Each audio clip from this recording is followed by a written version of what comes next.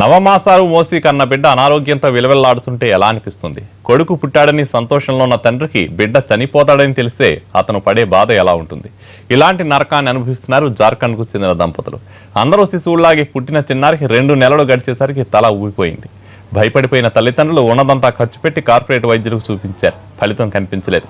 ప్రభుత్వ ఆసుపత్రికి తీసుకొస్తే ఎవరూ పట్టించుకోవడం లేదు. దీంతో కన్నీరు మున్నీరుగా వెలిపిస్తున్నారు ఆ దంపతులు.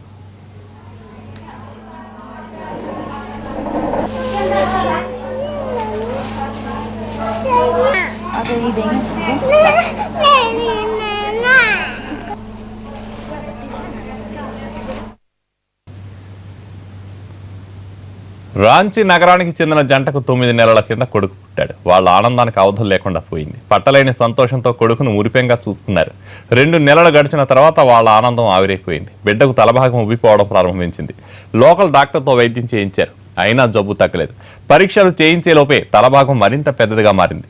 ఉన్న కొద్దిపాటి డబ్బు బిడ్డ వైద్యానికి ఖర్చు అయిపోయింది. చిన్నారికి హైడ్రోసెఫాలస్ అనే వ్యాధి ఉన్నట్టు తేల్చారు వైద్యులు. స్వచ్ఛంద సంస్థల సహాయంతో కార్పొరేట్ ఆసుపత్రిలో చికిత్స జరిగింది.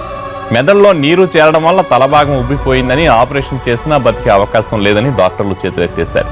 ప్రభుత్వ ఆసుపత్రికి తీసుకెళ్లాలని సూచించారు. సర్కారు దవాఖానకు తీసుకెళ్తే ఎవరూ పట్టించుకోవడం లేదు. దీంతో ఆ చిన్నారి తల్లిదండ్రులు నరకం అనుభవిస్తున్నారు. వాళ్ళ పరిస్థితి చూసి అందరి గుండె చెరువైపోతోంది.